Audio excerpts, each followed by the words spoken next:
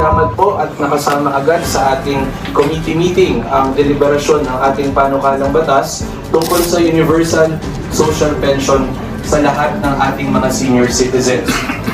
Madam Chair, dalawang bagay lamang po ang gusto kong iparating ngayong umaga sa ating komite. Una po, this bill was already approved in the previous Congress.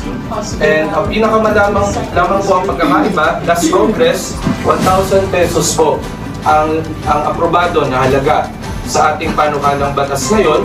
It is proposed to increase such amount from 1,000 pesos to 1,500 pesos. Ito po ay para matugunan ang mabilis na pagtaas ng presyo ng mga bilihin lalo na sa pang-araw-araw na pangangailangan po ng ating mga senior citizens.